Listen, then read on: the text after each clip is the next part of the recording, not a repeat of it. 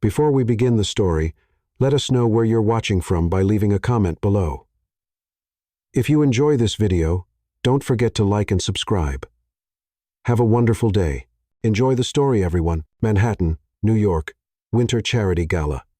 The third martini was doing its job. 3 shots of premium gin, and Olivia already had enough courage to face anything, including Manhattan's most exclusive gala, where she definitely didn't belong. "Olivia, are you sure we should be here?"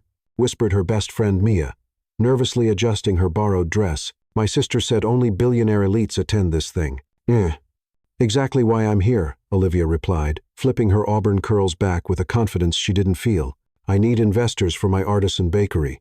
Besides, who's going to notice 2 regular girls among all these power players?" Famous last words. The gala was held on the Plaza Hotel's terrace, with a spectacular view of Central Park blanketed in snow. Olivia had never seen so much money concentrated in one place. Women wearing Valentino gowns that cost more than her entire apartment. Men in Armani tuxedos who looked like they'd stepped off the cover of Fortune magazine. And then she saw him, standing alone near the balustrade, isolated from the crowd like a solitary predator, tall, dark-haired, with a presence that made the air around him seem electrically charged. Even in profile, it was impossible not to notice his sculpted jawline and broad shoulders beneath the perfect tuxedo. But there was something in his posture rigid, distant, that screamed danger. "Wow," murmured Mia. "Who's that Greek statue over there?" "No idea, but I bet he has more money than some states' budgets," Olivia replied, unable to look away. That's when it happened. The man turned slightly, and his eyes met hers across the crowd, storm gray, like an ocean tempest, intense as laser beams. Olivia felt something strange in her stomach, a mix of fascination and primal terror. He studied her for seconds that felt like an eternity, then looked away with complete indifference, as if she were invisible. "How arrogant!" Olivia exclaimed, indignant. The alcohol spoke louder than common sense. "I'm going to show that snob how to treat a woman." "Oh, Olivia, don't do it." Mia tried to grab her, but it was too late. Olivia marched determinedly through the ballroom, dodging waiters carrying trays of Dom Perignon and conversations in multiple languages. Her mission was simple: give the most arrogant man at the party a lesson in manners. She reached him, breathing as if she'd run 5 blocks, partly from nerves, partly from pure indignation. "Excuse me," she said, tapping his shoulder. He turned slowly, those storm-gray eyes fixing on her with an intensity that made her knees weak. Up close, he was even more impressive and intimidating. He must have been 6'4", with aristocratic features that belonged in a museum. But there was a coldness in that perfect face, a hardness that made Olivia want to run. Instead, she lifted her chin defiantly. "You have a serious etiquette problem," she shot out. "When a woman looks in your direction, basic civility would be to acknowledge her, not act like she doesn't exist." One dark eyebrow arched slightly. "Woman?" His voice was deep, with an accent she couldn't place, maybe East Coast elite. "Interesting. And you are?" "Olivia Harper. And you're rude." For an instant, something that might have been amusement flickered in those eyes. "Ethan Wolfe, and you're right. I am extremely rude." The admission caught her off guard. "Oh well, at least you admit it." "I admit many things, Miss Harper. The question is whether I care enough to change them." There was something mesmerizing about the way he spoke, each word calculated, controlled, as if he weighed the impact of every syllable. Olivia felt a shiver run down her spine. "And do you care?" she asked before she could stop herself. He took a step toward her. He was close enough now that she could smell his cologne, something masculine and expensive that made her head spin more than the martini. "Depends," he murmured, eyes locked on hers. "On what's at stake?" Olivia's heart was beating so hard she was sure he could hear it. There was electricity in the air between them, an almost tangible tension that made the rest of the party disappear. "You're dangerous," she whispered more to herself. "Extremely." The answer came without hesitation, without pride or remorse, just a fact. And it was in that moment, with every alarm bell ringing in her head, that Olivia did the most impulsive and stupid thing of her life.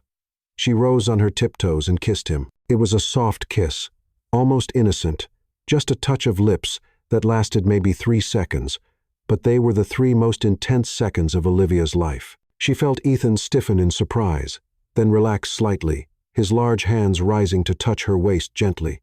When they separated, The world had changed forever. Ethan looked at her with an expression she couldn't decipher. Surprise, irritation, something darker and more complicated. "You," he said slowly, "have no idea what you just did." Reality crashed over Olivia like an avalanche. Holy smokes. She had kissed a complete stranger in public. A man who admitted to being dangerous. Sorry, I don't know why she stammered, backing away. But before she could finish the sentence or flee to another state, a familiar voice echoed through the ballroom. Olivia Rose Harper. Oh no. She knew that voice all too well. She turned slowly to find her mother, Margaret Harper, advancing through the party like a tornado in evening wear. Beside her, her father, Thomas, looked visibly uncomfortable in his rented tuxedo. "Mom," Olivia swallowed hard.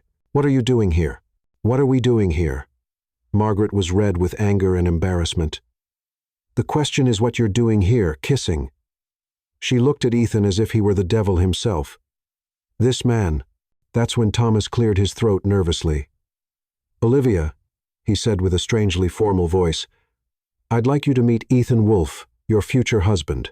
The world stopped spinning. Olivia felt all the blood drain from her face. "My what?"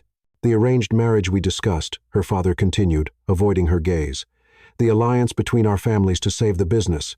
She remembered vaguely, through the fog of anger and despair of recent weeks, when she discovered that the family bakery was bankrupt and her parents had made a deal with an elite family to save everything, a deal that involved sacrificing their only daughter's freedom. But she never imagined the chosen groom would be. "You," she whispered, staring at Ethan. He watched her with that same unreadable expression, but now there was something new there, something that could have been satisfaction. "Me," he confirmed simply. "But you don't even know me." "I know enough." Ethan stepped forward, his presence dominating the small circle they'd formed. "I know you're impulsive, brave to the point of recklessness, and that you kiss first and think later." And embarrassment burned Olivia's cheeks. Around them, other guests began to notice the commotion, whispering and pointing discreetly. "This is insane," she murmured. "This whole thing is completely insane." "Welcome to my world, Miss Harper," Ethan said. And for the first time, something that might have been a smile touched the corners of his mouth. "Hope you're ready for the ride."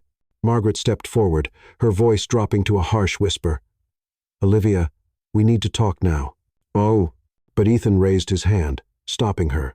"Actually, Mrs. Harper, I think Olivia and I need to have our own conversation first." His storm-gray eyes returned to Olivia's face. "Don't we, sweetheart?" The endearment rolled off his tongue like silk and poison combined, making Olivia's pulse race for all the wrong reasons. "Don't call me that," she said through gritted teeth. "What would you prefer, fiancé?" The word hit her like a physical blow. Around them, the party continued, but Olivia felt like she was trapped in a nightmare where everyone else was speaking a foreign language. "I prefer nothing," she said, finding her voice again. "Because this ridiculous arrangement isn't happening." Ethan's expression didn't change, but something shifted in the air around him. Something that made every survival instinct Olivia had inherited from her Irish ancestors start screaming. "I'm afraid it's not that simple," he said quietly. "You see, Miss Harper, your family owes mine considerably more than just money, and I always collect on my debts." The threat was delivered so smoothly, so casually, that it took Olivia a moment to process it. When she did, her temper flared hot enough to melt steel. "Are you threatening my family?" "I'm stating facts." Ethan straightened to his full, intimidating height. "The choice is yours, Olivia. Walk down the aisle willingly, or watch everything your parents built crumble to dust." "Oh." Mia, who had been watching the entire exchange with growing horror, finally found her voice. "Olivia, maybe we should go." "Number." Olivia's voice was steady now, fueled by pure stubbornness and Harper pride. "We're not going anywhere." "I?" She stepped closer to Ethan, close enough that she had to crane her neck to meet his eyes, close enough that she could see the flecks of silver in the gray, the tiny scar above his left eyebrow, the way his pupils dilated slightly when she invaded his personal space. "Let me make something crystal clear, Mr. Wolfe," she said, her voice barely above a whisper, but carrying the force of a hurricane. "I don't care how much money you have, how powerful you think you are, or how many people are afraid of you. I am not some business asset you can acquire. I am not property to be traded, and I am definitely not marrying you." For a long moment, they stared at each other, the tension between them so thick it could be cut with a knife. The party swirled around them, but in that bubble of space, there were only two wills locked in combat. Then Ethan smiled. It wasn't a nice smile. It was the smile of a shark who just spotted blood in the water. "We'll see about that, sweetheart," he said, and leaned down until his lips were almost touching her ear. "After all, you already kissed me once tonight. I'm curious to see what other impulses you might have." Olivia's face flamed, but before she could deliver the scathing response building in her throat, he straightened and walked away, melting back into the crowd as if he'd never been there at all. She stood there for a moment, shaking with anger and something else she didn't want to name, before becoming aware that half the party was staring at her with barely concealed fascination. "Come on, honey," Margaret said, taking her arm. "We're leaving now." As they made their way toward the exit, Olivia caught one last glimpse of Ethan across the ballroom. He was talking to a group of men in expensive suits, but his eyes were on her, watching, calculating, planning. Olivia shivered and hurried toward the elevator, already knowing that her quiet life in Brooklyn was about to become infinitely more complicated. What she didn't know was that Ethan Wolfe never lost, and he had just decided that Olivia Harper was the most interesting challenge he'd encountered in years. Olivia's alarm clock screamed at 5 a.m., dragging her from dreams filled with storm-gray eyes and threatening smiles. She rolled over, burying her face in her pillow, hoping that last night had been some sort of alcohol-induced nightmare. No such luck. Her phone buzzed with 7 missed calls from her mother, 43 text messages from Mia, and one unknown number that had sent a single message at 3 a.m. "Sleep well, sweetheart. We have much to discuss. E.W." Olivia threw the phone across her tiny Brooklyn apartment, where it landed with a satisfying thud on her second-hand couch. Arrogant, présomptueux billionaire jerk. But even as she muttered curses that would make her Irish grandmother roll over in her grave, Olivia couldn't shake the memory of that kiss 3 seconds that had somehow rewired her entire nervous system, 3 seconds that had ruined her for all other men, probably forever. "Get a grip, Harper," she told herself, stumbling toward the shower. It was just a kiss. A stupid, impulsive, catastrophically bad decision of a kiss. 20 minutes later, she was racing down the stairs to Harper's sweet spot, the bakery that had been in her family for 3 generations, the same bakery that was apparently now collateral in some twisted business deal she'd never agreed to. The familiar scent of rising dough and vanilla extract should have been comforting. Instead, it felt like a noose tightening around her neck. Every mixing bowl, every copper pot, every family photo on the wall, all of it hanging in the balance because of her parents' desperation and one man's cold calculation. "Morning, sunshine!" Mia burst through the front door like a hurricane in chef's whites, carrying 2 massive coffee cups. "Thought you might need some liquid courage for facing the day after." Well, after whatever the heck that was last night. Olivia accepted the coffee gratefully. "Please tell me you have some brilliant solution to this mess that doesn't involve me actually marrying Satan's better-looking younger brother." "Sorry, babe. I've got nothing except caffeine and moral support." Mia perched on the counter, studying Olivia's face. "Though I have to say, for Satan's younger brother, he's ridiculously hot. Like, offensively hot. The kind of hot that should come with a warning label." "Mia." What? "I'm just saying, if you're going to be forced into an arranged marriage, at least the guy looks like he stepped out of a magazine spread.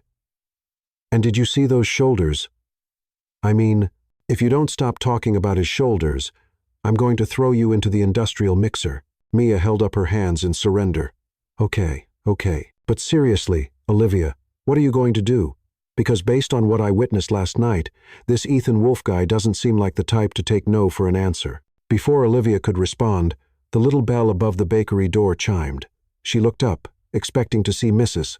Chen coming for her daily blueberry muffin, and instead found herself face to face with a woman who looked like she'd walked off the pages of Vogue, tall, elegant, with platinum blonde hair swept into a perfect chignon, and wearing a coat that probably cost more than Olivia's monthly rent. She moved through the bakery like she owned it, her sharp blue eyes taking in every detail with calculating precision. "Olivia Harper, I presume."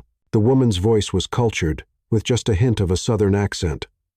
"I'm Sophia Wolfe, Ethan's sister." Mia nearly choked on her coffee. Olivia felt her stomach drop somewhere around her ankles. "Let me guess," Olivia said, forcing her voice to stay steady. You're here to threaten me too? Sophia laughed, a sound like silver bells with sharp edges. Threaten you? Heavens no. I'm here to help you understand exactly what you're dealing with. She glided over to one of the small cafe tables and sat down as if she were holding court at the Met Gala instead of in a tiny Brooklyn bakery. May I have a coffee? Black. And perhaps one of those croissants. They smell divine. Olivia exchanged a look with Mia, who was staring at Sophia like she was some exotic species of predator, which Olivia thought she probably was. Look, Miss Wolf. Sophia, please. We're going to be sisters-in-law, after all. We are not going to be anything, Olivia said firmly, setting down a coffee cup with more force than necessary, because I'm not marrying your brother. Sophia took a delicate sip of coffee, her expression serene. That's what they all say, dear, but Ethan has a rather impressive track record when it comes to getting what he wants. They all say? Olivia felt her temper starting to simmer. How many women has he been engaged to? Oh, none. You're the first. Sophia's smile was razor sharp. Which makes this so much more interesting.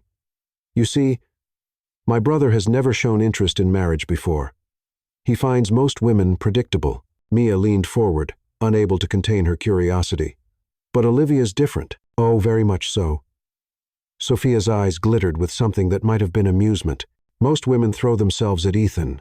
They flutter and simper and try to impress him with their beauty or their pedigree or their social connections. But last night, Olivia kissed him and then told him exactly where he could shove his proposal. I didn't use those exact words, Olivia muttered. The sentiment was clear enough. And do you know what my brother did after you left? Olivia wasn't sure she wanted to know, but Sophia continued anyway. He smiled, really smiled for the first time in years. Then he called me at midnight and said, I found her. Just like that, as if he'd been searching for something his whole life and finally discovered it. Olivia felt heat creep up her neck. That's ridiculous. He doesn't even know me, doesn't he? Sophia tilted her head, studying Olivia like a particularly fascinating specimen. Tell me, when he kissed you back last night, what did you feel? I felt. Olivia struggled for words that wouldn't make her sound like a romance novel heroine. Annoyed. Definitely annoyed. Sophia's laugh was genuinely delighted this time. Oh, you are perfect. Absolutely perfect. Perfect for what? For driving my brother completely insane. Sophia stood, smoothing down her impossibly perfect coat. You see, Olivia, Ethan is used to controlling everything and everyone around him. He's brilliant, ruthless, and has never met a problem he couldn't solve with money, power, or intimidation. But you, she paused dramatically, you're not afraid of him. You kissed him in front of half of Manhattan's elite, then told him off like he was some common street thug. Do you have any idea how extraordinary that is? Look, Sophia, I appreciate the psychology lesson, but he's coming here, you know, today, probably within the hour. Sophia glanced at her diamond-encrusted watch. I'd estimate he'll arrive around 9:30, with some grand gesture designed to sweep you off your feet. Flowers, jewelry, maybe a deed to a small island. He has no idea that you're not that kind of woman. Olivia's pulse spiked. He's coming here? To my bakery? Oh, yes. Knowing my brother, he'll probably bring half the financial district with him. Ethan doesn't do anything quietly. Sophia headed for the door, then paused. A word of advice, dear. Don't make it easy for him. The moment you give in, you become just another acquisition. Make him work for it. I'm not giving in at all, Olivia called after her. Sophia turned back with that sharp smile. We'll see. Oh, and Olivia, when you do marry him, and you will, I insist on planning the wedding. I have exquisite taste. With that, she swept out of the bakery, leaving behind the faint scent of expensive perfume and the feeling that Olivia had just been assessed, catalogued, and found adequate. Okay, Mia said slowly. That was either really helpful or absolutely terrifying. I can't decide which. Olivia slumped against the counter. Both. Definitely both. The bell chimed again, and this time it really was Mrs. Chen, looking for her morning muffin. Olivia tried to focus on normal bakery tasks, taking orders, making change, pretending her entire life wasn't spiraling into chaos, but her eyes kept drifting to the window. At 9:27 a.m., a sleek black town car pulled up outside. Oh no, Olivia whispered.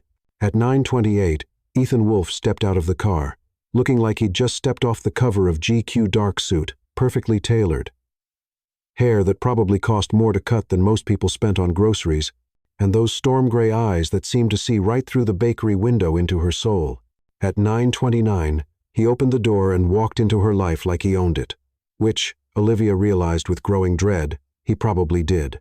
"Good morning, sweetheart," he said, his voice warm honey over steel. "We need to talk." Behind him, she could see at least 3 other expensive cars pulling up to the curb, disgorging men in suits who looked like they could buy and sell small countries before lunch. Olivia straightened her shoulders, lifted her chin, and prepared for war.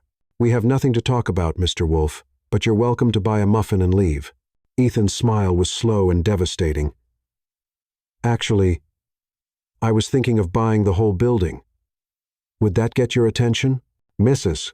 Chen, who had been quietly eating her blueberry muffin in the corner, nearly choked. Mia made a sound like a deflating balloon. Olivia felt her world tilt sideways. "You wouldn't dare, wouldn't I?" Ethan pulled out his phone, his fingers moving over the screen with practiced efficiency. "Let's see. Yes, the building's owner is one, Harold Klein. Interesting credit history, several outstanding loans. I imagine he'd be very interested in a cash offer, don't you think?" "You're bluffing." Ethan's phone buzzed. He glanced at it, then back at her. "Mr. Klein has accepted my offer. Congratulations, Olivia. You're now my tenant." The silence in the bakery was deafening. Even Mrs. Chen had stopped chewing.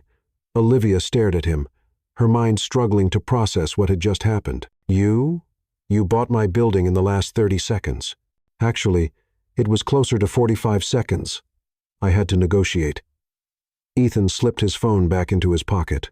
"Now, shall we discuss the terms of your lease? I'm thinking a very reasonable rent, say 1 dinner per month with me. That's blackmail. That's business." He moved closer, his presence filling the small space like storm clouds gathering. "And this is just the beginning, Olivia. I told you last night, I always collect on my debts." Mia finally found her voice. "Olivia, maybe you should hear him out." "Mia, what? He just bought a building in less than a minute. That's either really impressive or really terrifying. And honestly, I'm leaning toward impressive right now." Olivia wanted to throttle her best friend. Instead, she focused all her attention on the man who was systematically destroying her life with his checkbook. "Fine," she said through gritted teeth. "1 dinner. But that doesn't mean I'm marrying you." "Of course not," Ethan agreed solemnly. "1 dinner definitely won't be enough." "Yeah." The confidence in his voice made Olivia's stomach flutter in ways that had nothing to do with fear, and everything to do with the memory of storm gray eyes and the taste of danger. She was in so much trouble. "When?" she asked, hating herself for giving in even this much. "Tonight 8. I'll pick you up. I can meet you at the restaurant." "I'll pick you up," he repeated, and there was steel underneath the silk. "Now, wear something nice. We're going to Le Bernardin." Olivia's eyes widened. Le Bernardin was the kind of restaurant where reservations were booked months in advance, and the wine list cost more than her car. "I don't have anything appropriate for. I'll send something over." Ethan was already heading for the door. "Size 6, I'm guessing." "You have excellent posture, by the way." "Very regal. How do you know my—" But he was already gone, sliding back into his town car like smoke. The convoy of expensive vehicles pulled away from the curb, leaving Olivia standing in her little bakery, feeling like she'd just been hit by a very well-dressed tornado. Mia slowly started clapping. "Well, that was... wow. Just wow. I mean, the man works fast." "This is a disaster," Olivia moaned, sinking onto a stool. "A complete and total disaster. Are you kidding? This is the most romantic thing I've ever seen. He bought a building to get your attention. He's manipulating me." "Yeah, but he's doing it with style." Mia grinned. "Come on, Olivia. When's the last time anything this exciting happened to you? When's the last time any man fought this hard to get your attention?" Olivia wanted to argue, but the truth was that no one had ever fought for her attention at all. She'd had boyfriends, sure, but they'd been safe, predictable men who sent flowers on Valentine's Day and never challenged her, or surprised her, or made her pulse race just by walking into a room. Ethan Wolfe was none of those things. Ethan Wolfe was dangerous and complicated, and probably going to break her heart into a million pieces. But as Olivia looked around her little bakery, her sanctuary, her pride and joy, the place that now belonged to the most infuriating man on the planet, she had to admit one thing. She had never felt more alive. "This is going to end badly," she said out loud. Mia's grin widened. "The best stories always do." At exactly 2 p.m., a delivery truck pulled up outside the bakery. Two men in uniforms carried in a garment bag, a shoebox, and an envelope with Olivia's name written in elegant script. Inside the envelope was a single sheet of heavy cardstock, with one line written in bold, masculine handwriting. "Looking forward to tonight. E." Olivia opened the garment bag with trembling fingers and gasped. The dress was midnight blue silk, simple but elegant, with a neckline that was sophisticated without being revealing. It was exactly her style, exactly her size, and probably cost more than she made in 3 months. The shoes were perfect, 2 black heels with just enough height to make her legs look endless without being impossible to walk in. It was as if Ethan had looked into her closet, into her soul, and chosen exactly what she would have picked for herself if money were no object. "How does he know me so well?" she whispered to Mia, who was examining the dress with professional appreciation. "Maybe he doesn't," Mia said thoughtfully. "Maybe he just pays attention." That evening, as Olivia stood in front of her bathroom mirror, applying makeup with hands that wouldn't quite stop shaking, she tried to remember that this was just dinner, just one evening with an arrogant billionaire who thought he could buy her like a piece of property. But when she looked at herself in that midnight blue dress, she saw someone different, someone confident and elegant and worthy of dining at the finest restaurant in Manhattan, someone who might actually be able to hold her own against Ethan Wolfe. At exactly 8, her doorbell rang. Olivia took one last look in the mirror, grabbed the small purse that had come with the dress, and went to face her fate. Ethan stood in her doorway, looking like every fantasy she'd never allowed herself to have. Dark suit, white shirt, silver tie that brought out the gray in his eyes. He'd ditched the intimidating business armor for something that was somehow even more dangerous, the appearance of a man who could be charming when he chose to be. "You look," he started, then stopped, his eyes moving over her with an intensity that made her skin burn. "Beautiful. Absolutely beautiful." "Oh." Olivia felt her cheeks heat. "Thank you. The dress it's perfect.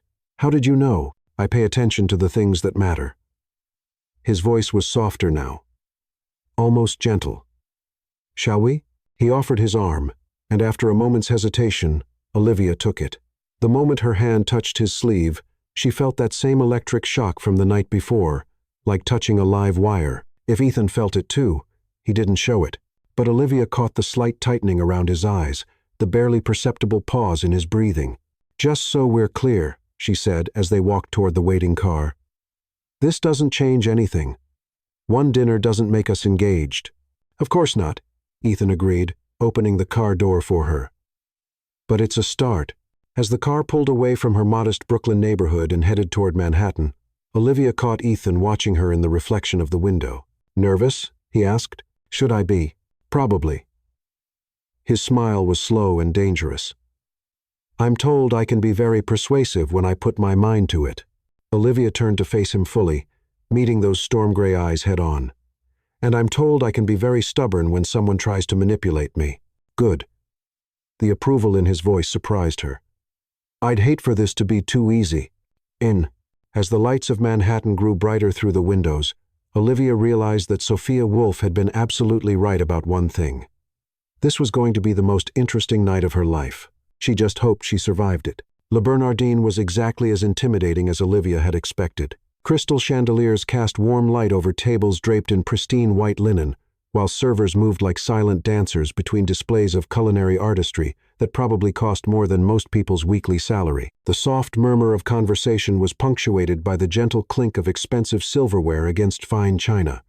Olivia had never felt more out of place in her life. "Breathe," Ethan murmured in her ear as the maitre d' led them to what was clearly the best table in the restaurant, secluded enough for private conversation, but positioned to showcase the spectacular view of Columbus Circle. "You belong here." "Do I?" Olivia glanced around at the other diners, all of whom looked like they'd stepped out of a society magazine.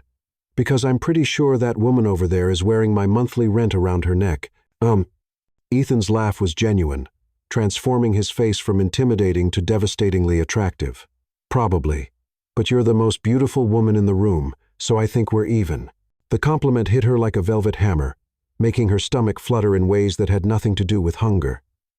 Olivia forced herself to focus on the menu instead of the way candlelight played across Ethan's features. "The prices aren't listed," she said, scanning the elegant script. "They never are in places like this. If you have to ask, you can't afford it. That's a horrible philosophy. Welcome to my world." Ethan leaned back in his chair, studying her with those penetrating gray eyes. "Though, I have to say, you're handling it better than most people do their first time. First time at Le Bernardin, or first time being bought." His smile sharpened. "Careful, sweetheart. Your claws are showing." "Good. I wouldn't want you to think I'm some helpless little mouse you can push around." "Trust me," Ethan said, his voice dropping to a low rumble that made her skin prickle with awareness. "Mouse is the last word I'd use to describe you."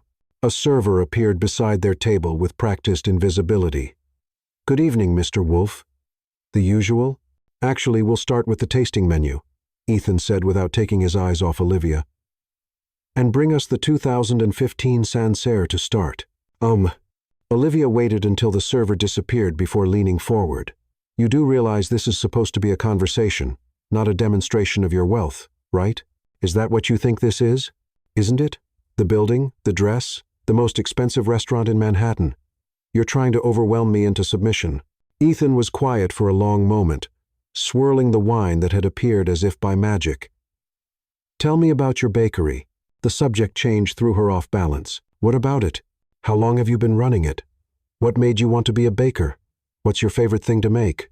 Olivia blinked, surprised by the genuine interest in his voice. "Why do you want to know?" "Because you light up when you talk about it. Last night, even when you were angry, I could see the passion in your eyes when you mentioned your artisan bakery. I want to understand what drives you." It was such an unexpected response that Olivia found herself answering honestly. "My grandmother taught me to bake when I was 7. She used to say that baking was like alchemy. You take simple ingredients and transform them into something that brings people joy. When she died, she left me her recipes and enough money to buy the equipment. My parents thought I was crazy to turn down a corporate job to knead dough. But it makes you happy," Ethan finished. "It makes me feel connected to something bigger than myself. Every loaf of bread, every wedding cake, every birthday cupcake. I'm part of people's celebrations, their comfort, their everyday moments." Olivia realized she was gesturing with her wine glass and forced herself to set it down. "You probably think that's ridiculous. I think it's remarkable." The sincerity in his voice made her chest tight. "I can't remember the last time I felt passionate about anything. What about your business? You must love it to be so successful." Ethan's expression shuddered slightly. "I'm good at it. That's not the same thing. What would you do if money weren't an object?" "Money is always an object in my world." "That's not an answer." He studied her for a moment, as if deciding whether she was worth the vulnerability of an honest response. "I wanted to be an architect once, design buildings that would outlast me, create spaces where people could live and work and dream." "What stopped you?" "Reality. Family expectations, the knowledge that Wolf Industries needed someone to run it, and I was the only heir capable of doing it well." He took a sip of wine, his eyes distant. "Dreams are luxuries I can't afford." Olivia felt an unexpected pang of sympathy. "That sounds lonely." "Loneliness is also a luxury. I don't have time for it." "Everyone has time for loneliness. Some people just get better at ignoring it." Their first course arrived something artistic involving scallops and microgreens that probably took longer to plate than Olivia usually spent on an entire meal. She was grateful for the interruption because the conversation was veering into territory that made Ethan seem less like an arrogant billionaire and more like a man who'd traded his dreams for duty. That was dangerous. She could fight arrogance. She wasn't sure she could fight genuine loneliness. "Tell me about the arranged marriage," she said, spearing a scallop with more force than necessary. "How exactly does someone end up in a situation where they're trading their sister-in-law for business deals?" Ethan's fork paused halfway to his mouth. "Your parents didn't tell you the details?" "They told me the bakery was failing and that you had offered to help in exchange for this, but not how it all started. Your father approached mine 6 months ago. Harper's sweet spot was hemorrhaging money. Supplier costs, rent increases, competition from the chain stores. He needed capital fast, and the banks wouldn't touch him. Olivia's stomach clenched. She'd known the bakery was struggling, but she hadn't realized how bad things had gotten. "And your father just happened to be in the business of rescuing failing bakeries?" "My father is in the business of acquiring undervalued assets. But in this case, it wasn't about the money." Ethan set down his fork, his expression growing carefully neutral. "It was about the debt." "What debt?" "Your grandfather and mine were business partners once. Back in the 60s, they started a construction company together. When it went under, your grandfather disappeared with the company assets about $2 million, which would be worth considerably more today." Olivia felt the blood drain from her face. "That's impossible.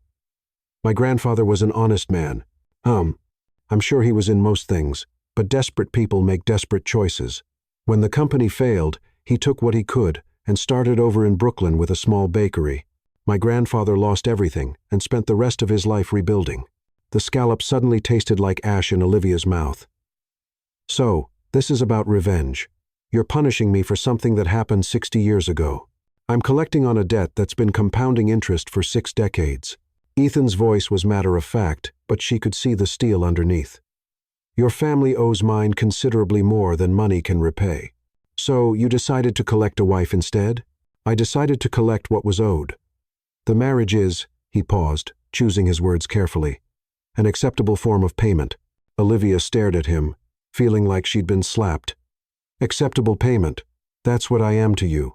You're many things to me, Olivia, but let's not pretend this is a love match." End of from. The casual cruelty of it took her breath away.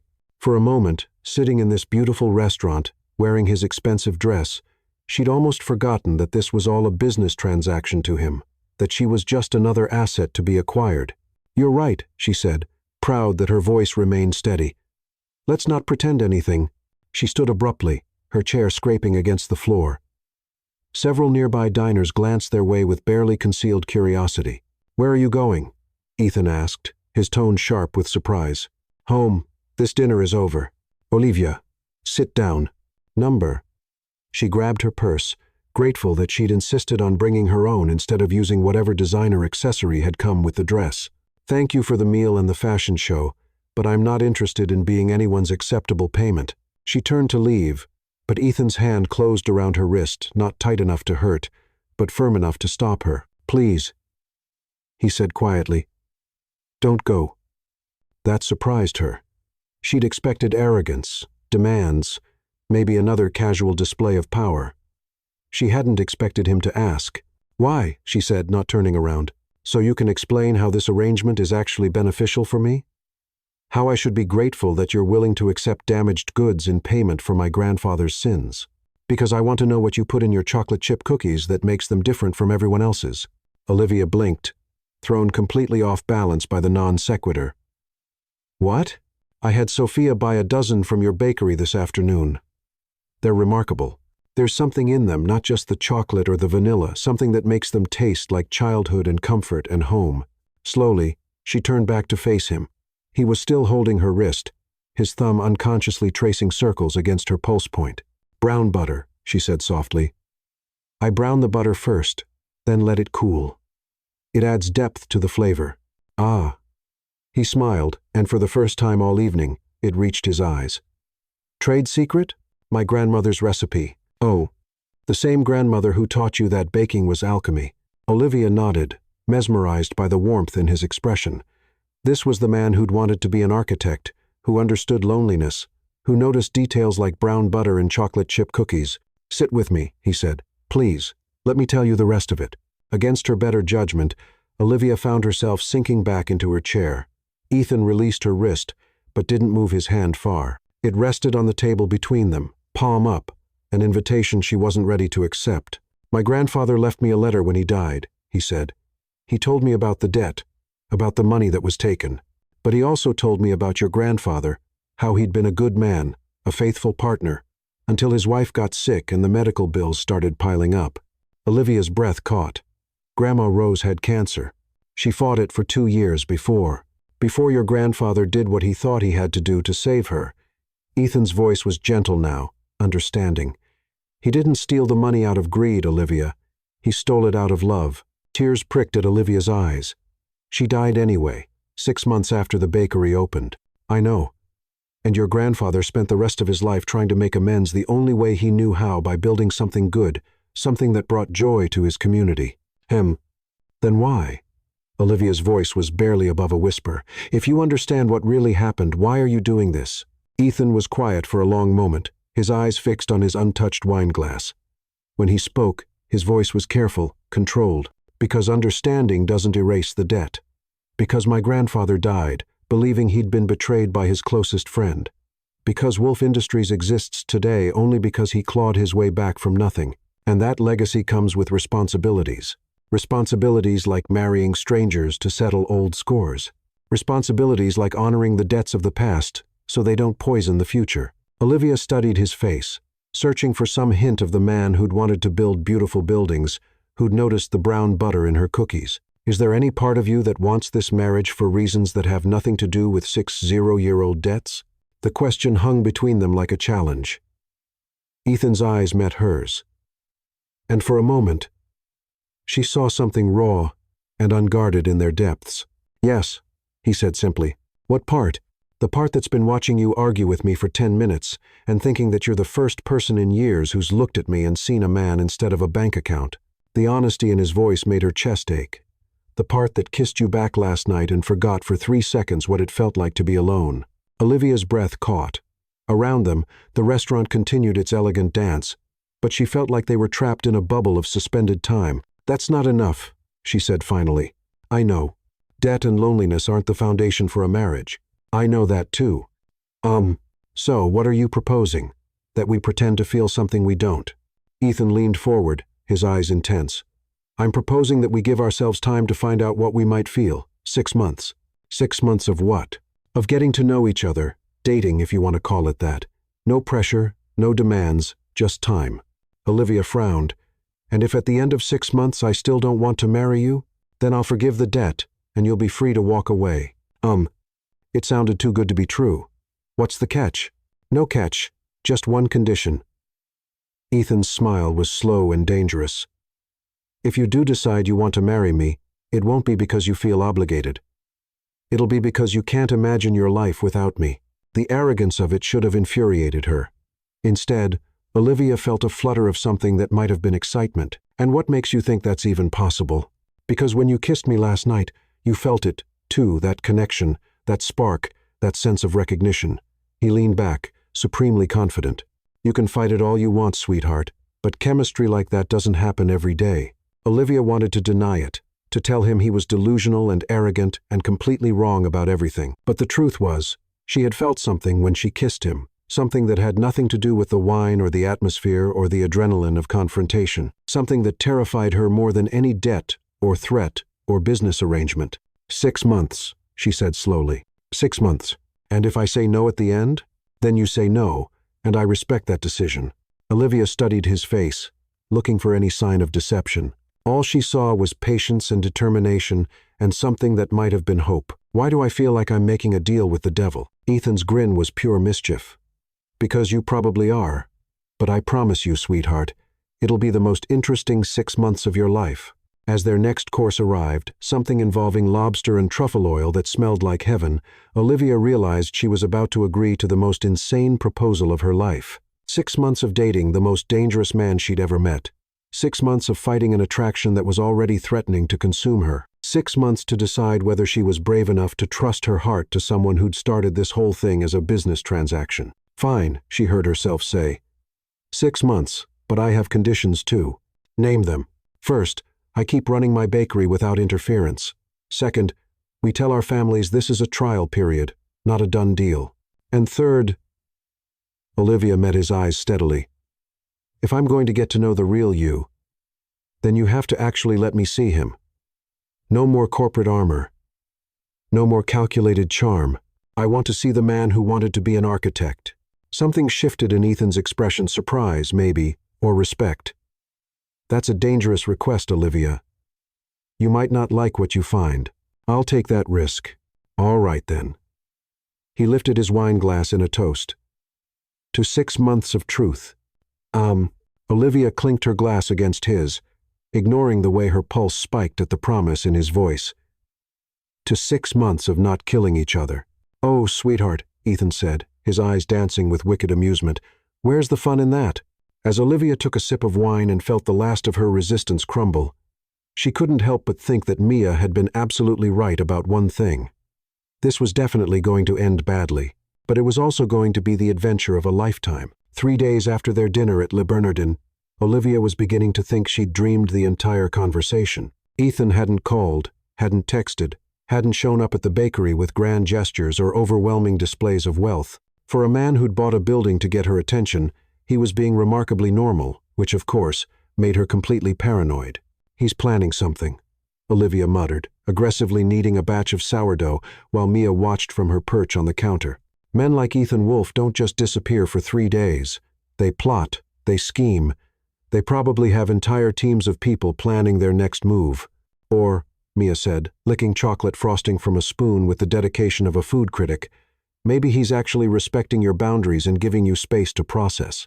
You know, like a normal human being. Olivia shot her a look that could have curdled milk. Ethan Wolfe is not normal.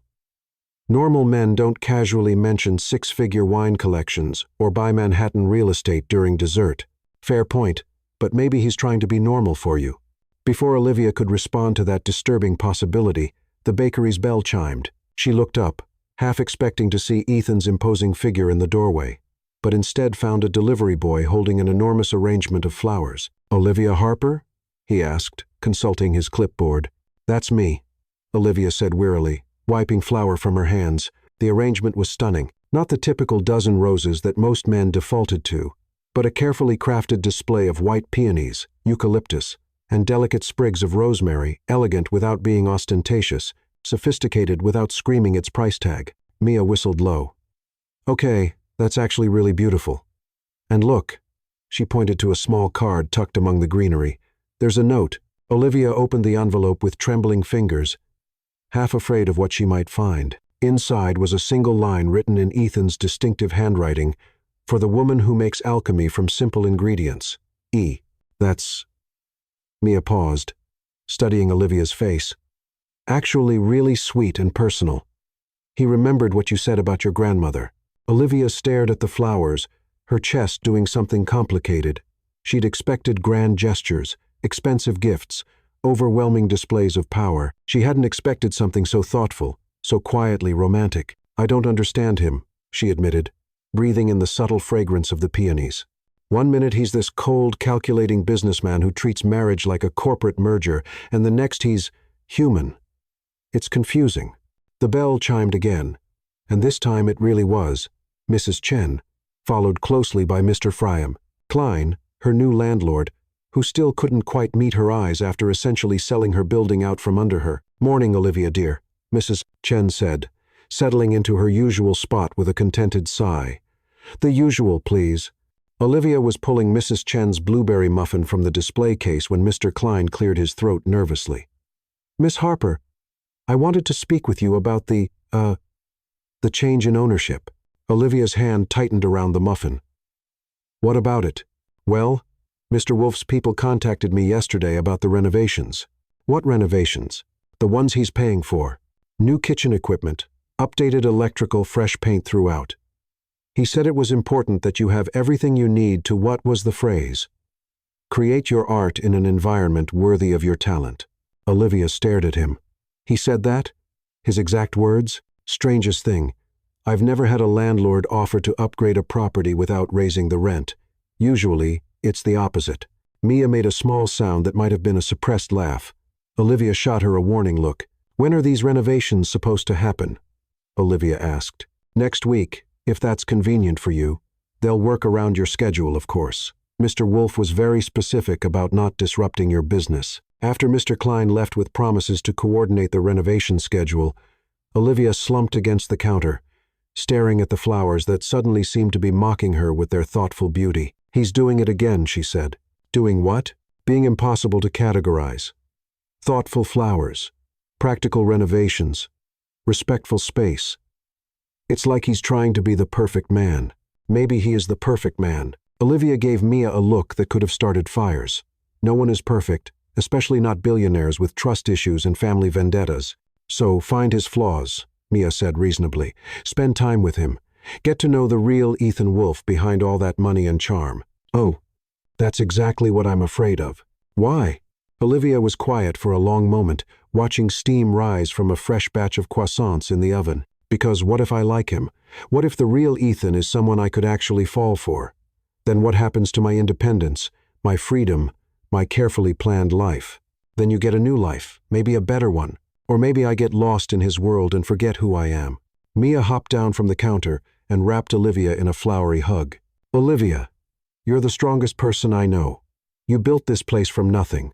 You've survived every challenge life has thrown at you. And you once told off a customer who complained about your prices for 15 minutes without breaking character. You're not going to lose yourself to anyone, not even Ethan Wolfe. But the conversation was interrupted by Olivia's phone buzzing with a text message.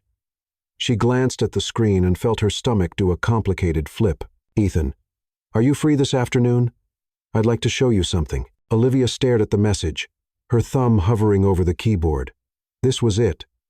The first real test of their 6-month arrangement. She could make an excuse, maintain her distance, keep their relationship safely theoretical, or she could take the leap and see what Ethan Wolfe wanted to show her. Olivia. What kind of something? Ethan. The kind that requires trust. Olivia's pulse spiked. Trust, such a simple word, but loaded with implications that made her chest tight. Olivia. I close the bakery at 3. Ethan. I'll pick you up at 3:15.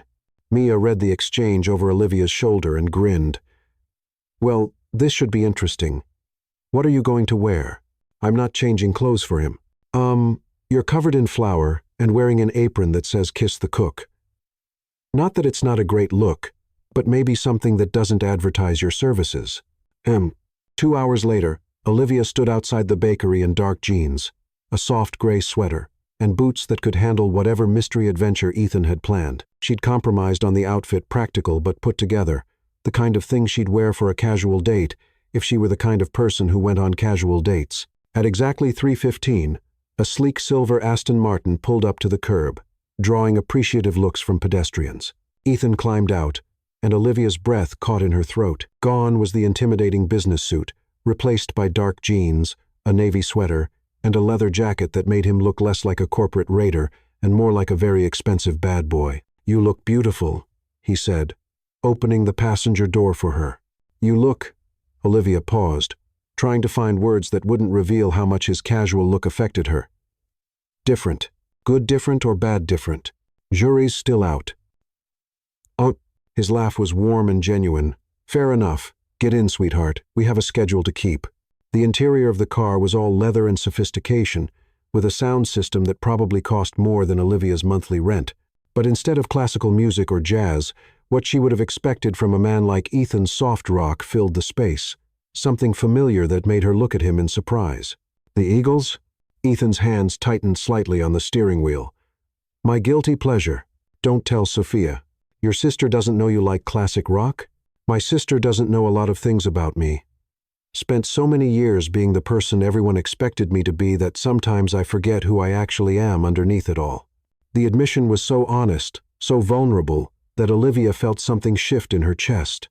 Is that why you wanted to be an architect? Because it was something that was just yours? Partly. Ethan navigated through Manhattan traffic with the casual skill of someone who'd been driving in the city his entire life, but mostly because I wanted to create something beautiful that would outlast me, something that had nothing to do with profit margins or quarterly reports or family legacies. You still could, become an architect. At 32, I'd be starting over from scratch. So? People change careers all the time. My friend Jake was a lawyer until he was 35, then decided to become a chef. Now he owns 3 restaurants in Soho. Ethan glanced at her, something unreadable in his expression. You make it sound simple. Maybe at Island. Maybe we make things more complicated than they need to be because we're afraid of what people will think. And what do you think people would say if Ethan Wolfe suddenly abandoned his family's empire to play with building blocks? Olivia considered this seriously. I think they'd say you were brave enough to choose happiness over expectations, and I think the people who matter would respect you for it. They drove in comfortable silence for a while, the city flowing past their windows in a blur of steel and glass. Olivia found herself relaxing despite her best efforts to maintain her guard. There was something about this version of Ethan, casual, honest, slightly uncertain, that was infinitely more dangerous than the polished businessman who'd overwhelmed her senses at Le Bernardin. "Where are we going?" she asked as they left Manhattan behind and headed toward what looked like Queens. "You'll see. That's not an answer. It's the only answer you're getting for now." Ethan's smile was mysterious, almost boyish. "I told you this required trust." And 20 minutes later, they pulled into the parking lot of what appeared to be an abandoned warehouse. Olivia looked around at the industrial landscape, noting the lack of other cars or any signs of life. "Okay, this is either really romantic or the beginning of a horror movie," she said. "I'm hoping for romantic, but I have pepper spray just in case." Ethan's laughter echoed off the concrete walls as he led her toward a door that looked like it hadn't been opened in decades. But when he produced a key and the door swung open easily, Olivia realized that appearances could be deceiving. Inside, the warehouse had been completely transformed. Soaring ceilings supported by steel beams created a cathedral-like space filled with natural light from skylights above. Architectural models covered every available surface, buildings of glass and steel, bridges that looked like works of art, housing developments that managed to be both modern and welcoming. "This is," Olivia turned in a slow circle, taking in the incredible detail of each model. "This is your work. My secret work." Ethan moved to one of the tables, his hands gentle as he adjusted a tiny tree on a model that looked like a revolutionary design for affordable housing. "I've been buying these old warehouses around the city for years, converting them into studio space. This is where I come when I need to remember who I am underneath the suit." "Oh." Olivia approached one of the models, a stunning design for what looked like a community center, with flowing lines and walls of glass that would flood the interior with light. "These are incredible, Ethan. They're not just buildings. They're poetry in steel and stone." "You see it," he said softly, and when she looked up, there was wonder in his voice. "Most people look at architectural models and see glorified dollhouses. You see the vision. How could I not? Look at this one." She pointed to a design for what appeared to be a mixed-use development. "You've created spaces where people can live and work and play, but you've also given them beauty, green spaces, natural light, communal areas that encourage connection. It's brilliant." Ethan moved to stand beside her, so close she could feel the warmth radiating from his body. "This is what I work on when I can't sleep. When the board meetings and profit reports become too much. When I need to remember that there's more to life than the next acquisition. Have you ever tried to build any of these?" "A few small projects, mostly. I funded the construction of this community center in Brooklyn last year." He pointed to the model Olivia had been admiring. "Told everyone it was a tax write-off, but really, I just wanted to see if something I designed could actually bring people together." "And did it?" Ethan's smile was soft, almost shy. "There's a waiting list for the after-school programs. The senior center hosts bingo 3 nights a week and a book club on Thursdays. Last month, 2 teenagers who met in the computer lab started dating. Olivia felt her heart do something dangerous. This was the man Sophia had warned her about, not the cold businessman, but the one who designed community centers and cared about teenage romance and kept his dreams alive in a secret warehouse. "Why are you showing me this?" she asked. "Because you asked to see the real me. This is it, all of it. The dreams I can't quite give up, the projects that make me feel human, the space where I remember why I wanted to create beautiful things in the first place." Olivia turned to face him fully, noting the way the afternoon light streaming through the skylights highlighted the strong line of his jaw, the vulnerability in his storm-gray eyes. "This changes things." "How?" "I can fight the cold businessman. I can resist the overwhelming wealth and the calculated charm, but this," she gestured around the warehouse. "This man who designs community centers and keeps his dreams alive in secret, this man is dangerous."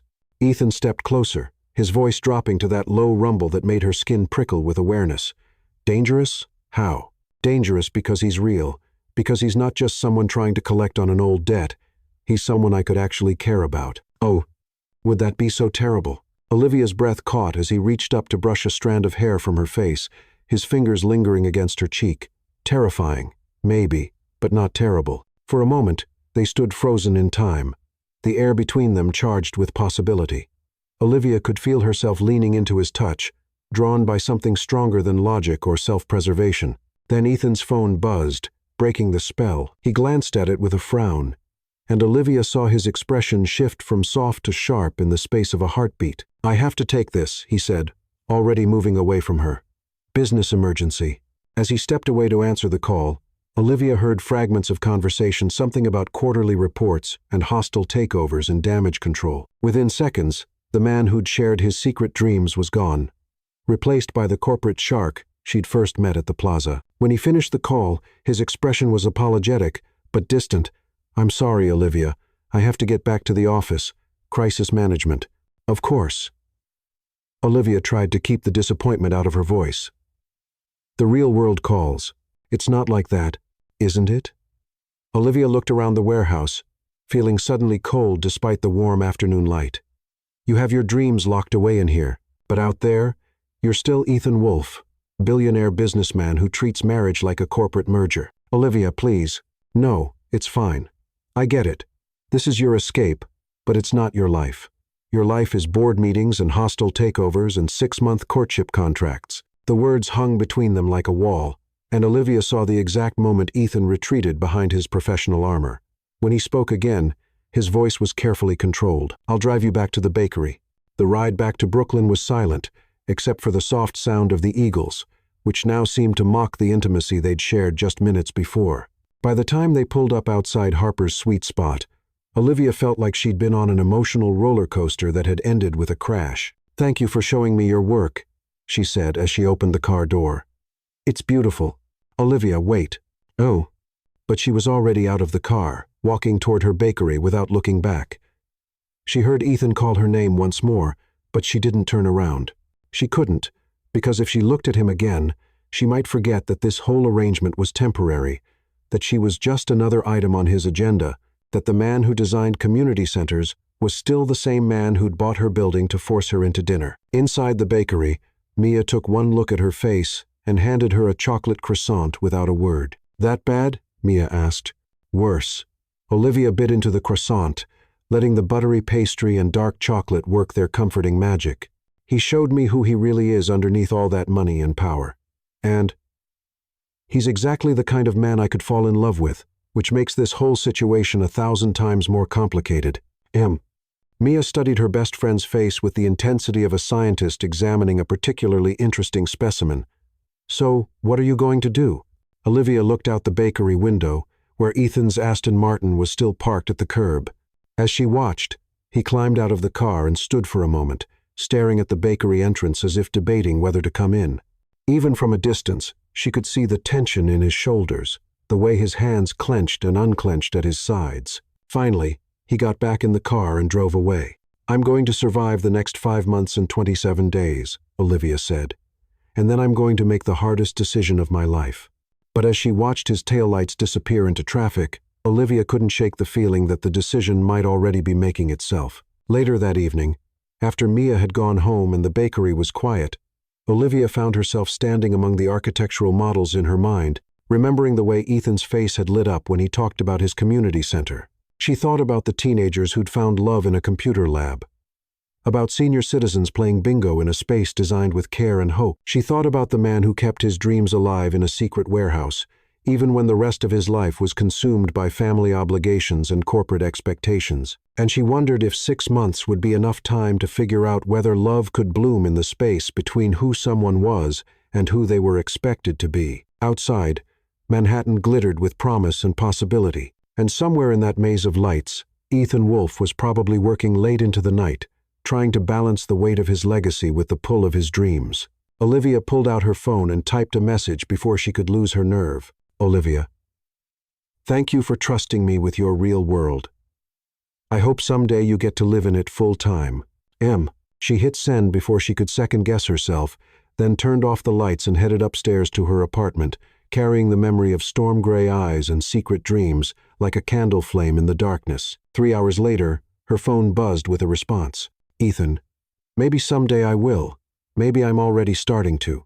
Olivia fell asleep clutching her phone, wondering what promises and perils tomorrow might bring. 2 weeks into their arrangement, Olivia was beginning to understand why people said dating billionaires was like riding a hurricane, exhilarating, terrifying, and absolutely impossible to predict. One day, Ethan would show up at the bakery with coffee and croissants, sitting quietly at a corner table while she worked, just enjoying her company. The next day, he disappeared completely, leaving only cryptic text messages about unavoidable business and family obligations. It was the inconsistency that was driving her slowly insane. Not because she missed him when he was gone, though she absolutely did, much to her own annoyance, but because she never knew which version of him would walk through her door. The secret architect who designed community centers, or the corporate shark who could buy and sell companies before breakfast. "You're burning the bread," Mia observed from her perch behind the register, where she was supposed to be taking inventory but was actually watching Olivia pace around the kitchen like a caged tiger. Olivia glanced at the oven and swore under her breath, pulling out a batch of sourdough that was definitely more golden brown than she'd intended. "This is his fault." "Whose fault?" "Ethan's.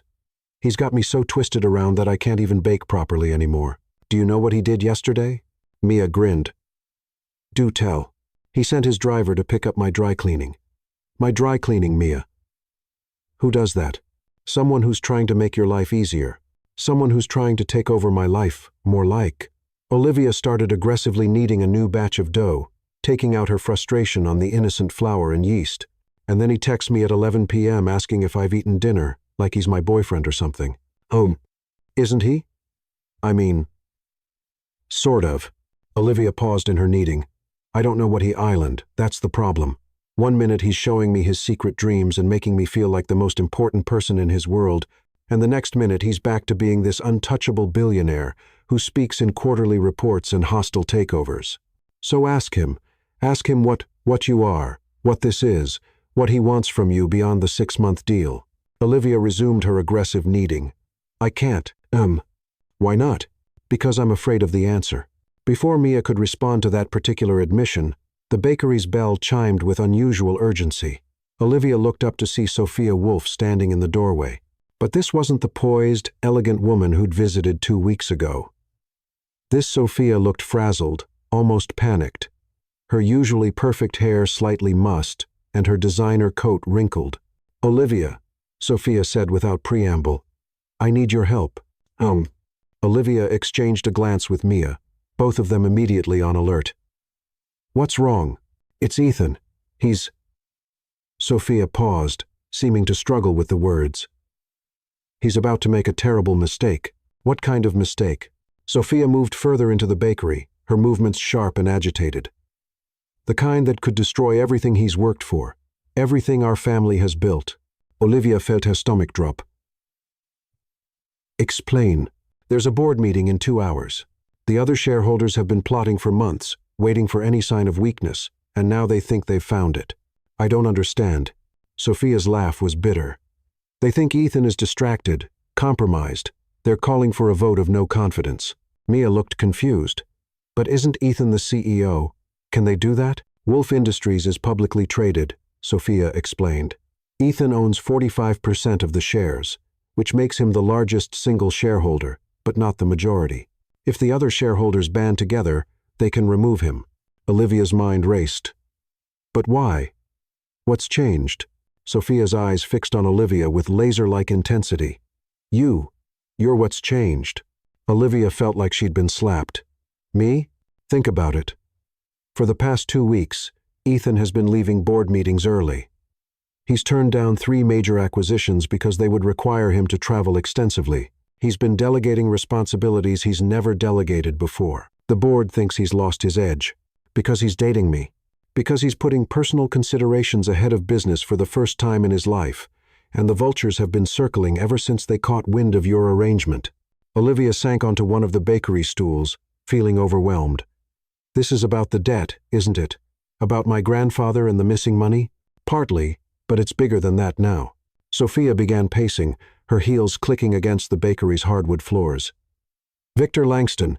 He's the vice president of operations and Ethan's biggest rival. He's been spreading rumors that Ethan is making emotional decisions instead of logical ones, that he's compromising the company's interests for personal vendettas." "Is he?" Olivia asked quietly. Sophia stopped pacing and looked at her directly. "That's what I need to find out. Because if he is, if he's really falling for you the way I think he is, then this board meeting could destroy him." Olivia's heart was pounding so hard she could hear it in her ears. What do you want me to do? Come with me to the meeting. What? Sophia, I can't just show up at a corporate board meeting. I'm a baker, not a businesswoman. You're the woman my brother is willing to risk everything for, Sophia said fiercely. And right now, that makes you the most powerful person in that room. Mia, who had been listening to this entire conversation with growing alarm, finally spoke up. Olivia, maybe you should call Ethan first. Talk to him about this. Sophia shook her head. He won't take my calls. He's in full crisis mode, which means he's shut everyone out and is trying to handle this alone. It's what he always does when he feels cornered. Olivia closed her eyes, trying to process everything Sophia had told her. The man who'd shown her his secret warehouse, who'd texted her about dinner and sent drivers for her dry cleaning, who'd made her feel like she was the center of his universe, that same man was about to lose everything because of her. If I come with you, Olivia said slowly, what exactly am I supposed to do? Show them that you're not a weakness. Show them that you're strong enough to stand beside him, not just behind him. Sophia's voice softened slightly. Show them that love doesn't make a man weak. It makes him fight harder. Olivia opened her eyes. You think he loves me? Sophia's smile was sad and knowing. I think he's terrified that he does, and I think that's exactly why he's about to lose everything. In tow, 20 minutes later, Olivia found herself in the back of Sophia's Mercedes, speeding toward Manhattan while trying not to panic. She'd changed into the most professional outfit she owned, a navy dress that Mia had insisted was boardroom appropriate, and heels that made her legs look endless, but were definitely going to kill her feet. Tell me about Victor Langston, Olivia said, needing to focus on something other than the fact that she was about to walk into a corporate shark tank. Sophia's expression darkened. Brilliant, ruthless, and absolutely without conscience. He's been at Wolf Industries for 15 years, working his way up through the ranks. He's wanted Ethan's job since the day he started. Why hasn't he made a move before now? Because Ethan has never given him an opening until now. Olivia stared out the window at the Manhattan skyline, feeling like she was heading toward a battle she wasn't equipped to fight. Sophia, what if I make things worse? What if my being there just proves that Ethan really is distracted? Then we'll deal with that when it happens. But right now, the alternative is watching my brother lose everything without even trying to fight for him. The Wolf Industries building was a gleaming tower of glass and steel that seemed to stretch endlessly into the sky. As they rode the elevator to the 42nd floor, Olivia tried to calm her racing pulse and prepare for whatever was waiting in that boardroom. Remember, Sophia said as the elevator doors opened, you're not here as a supplicant. You're here as an equal. Ethan chose you, which means you have something these people want to understand. The executive floor was all marble and mahogany, with floor-to-ceiling windows that offered breathtaking views of the city. Olivia could hear voices coming from behind massive double doors at the end of the hallway, raised voices that suggested the meeting had already begun. Sophia didn't knock. She simply pushed open the doors and walked in like she owned the place, with Olivia following close behind. The boardroom was exactly what Olivia had expected. A long table surrounded by men in expensive suits, with Ethan sitting at the head like a king under siege. But when he looked up and saw her standing in the doorway, his expression shifted from professional composure to something that looked like shock, mixed with panic. Sophia, he said, his voice carefully controlled, this is a closed meeting.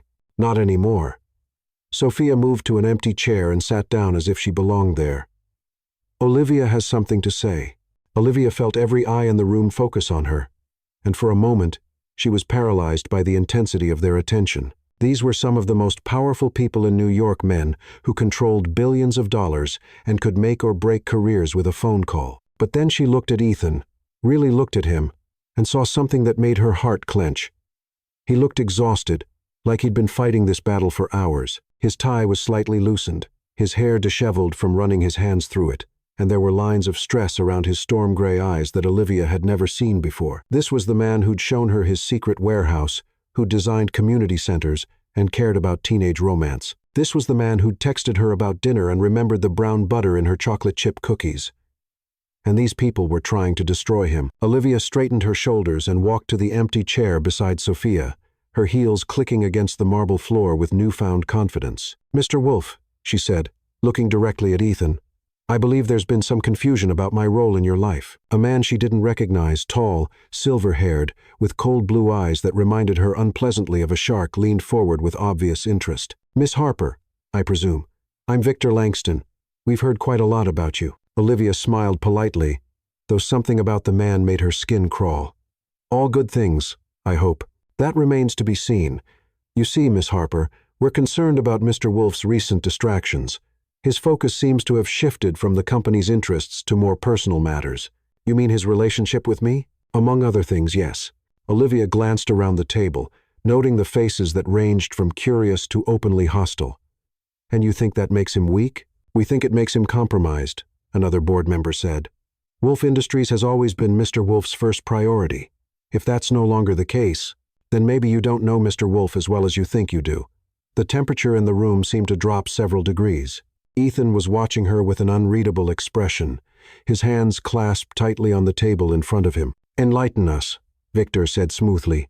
Olivia took a breath and decided to gamble everything on the truth. "You think Ethan is distracted because he's been leaving meetings early and delegating responsibilities. But what you don't understand is that he's not becoming weaker. He's becoming more efficient." "How so?" "Because he's finally learned that there's more to life than quarterly reports and hostile takeovers. He's learned that having something to fight for makes you stronger, not weaker." Victor's smile was sharp and predatory.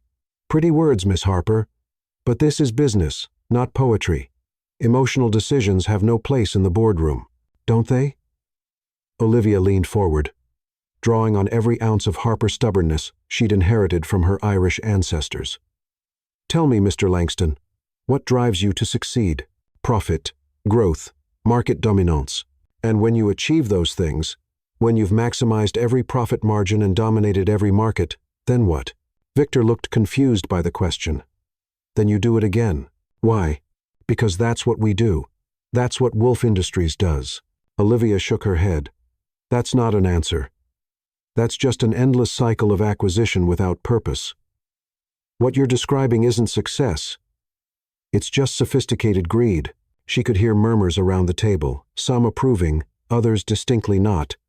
But Olivia kept her focus on Victor, who was looking at her like she was speaking a foreign language. "Ethan understands something you don't," she continued. "Real success isn't about accumulating power or wealth. It's about building something that matters, something that lasts, something that makes the world a little better than it was before.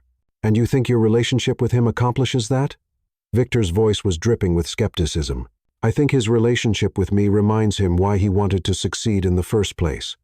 Not for the sake of accumulation, but for the sake of creation, not to dominate markets, but to build communities." Olivia felt Ethan's eyes on her, intense and unreadable. She was walking a tightrope here, revealing just enough of his dreams to make her point without betraying the secrets he'd shared with her. "You see," she said, addressing the entire room now, "you think love makes a man weak because it gives him something to lose. But you're wrong.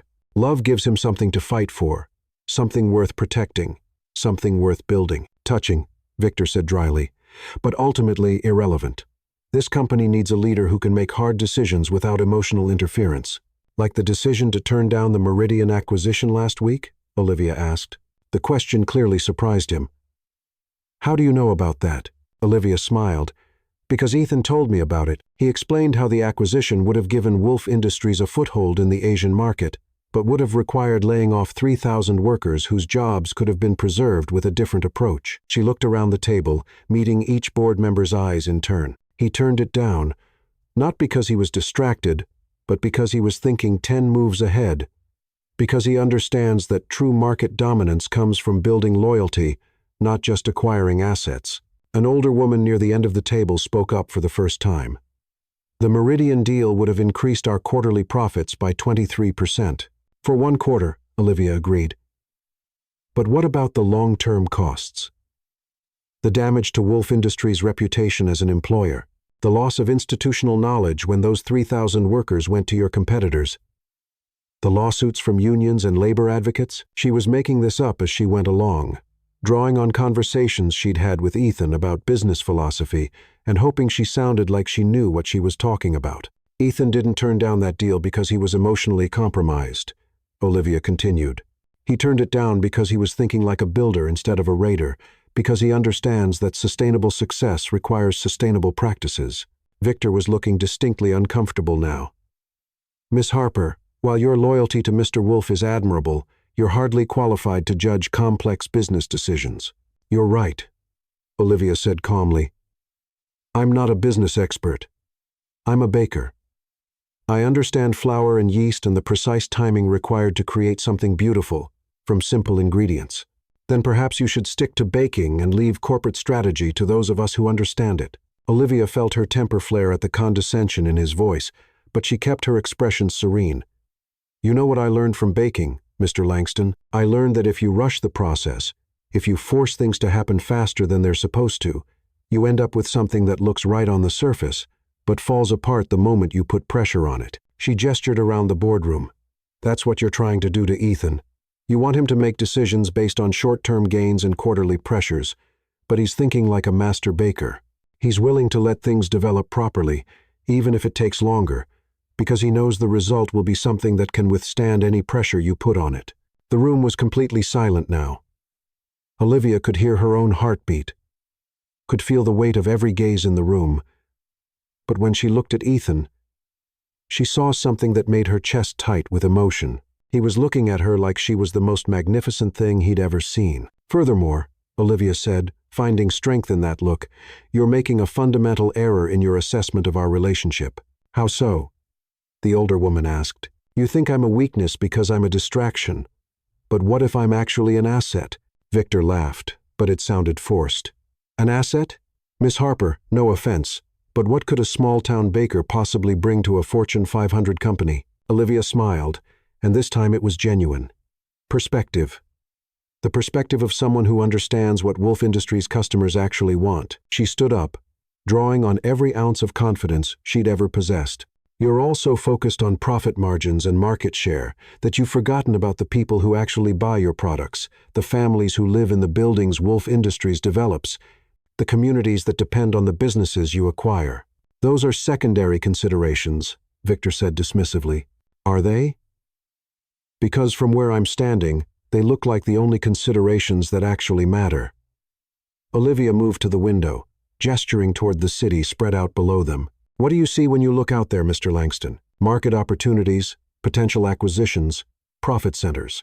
I see people, families, communities, dreams, and struggles, and everyday miracles that happen because someone cared enough to build something beautiful and functional and lasting." She turned back to the room. "That's what Ethan sees, too. That's why he's not just a successful businessman, he's a visionary. He understands that the future belongs to companies that can balance profit with purpose, that can create value for shareholders while also creating value for society." An uncomfortable silence followed her words.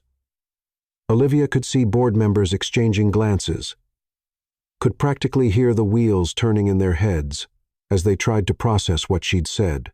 "These are lovely sentiments," Victor said finally, "but they don't address the fundamental concern. Mr. Wolf's attention has been divided. His priorities have shifted. That makes him a liability to this company." "Does it?"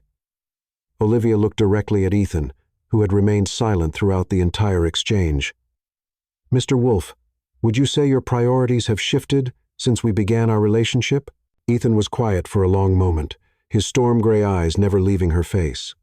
When he spoke, his voice was calm, but carried an undercurrent of steel. "Yes," he said simply, "they have." Olivia heard several sharp intakes of breath around the table. Victor leaned forward like a predator scenting blood. "In what way?" Ethan stood slowly, his presence immediately dominating the room. 6 months ago, I measured success purely in terms of quarterly earnings and market position. I made decisions based on spreadsheets and profit projections and competitor analysis."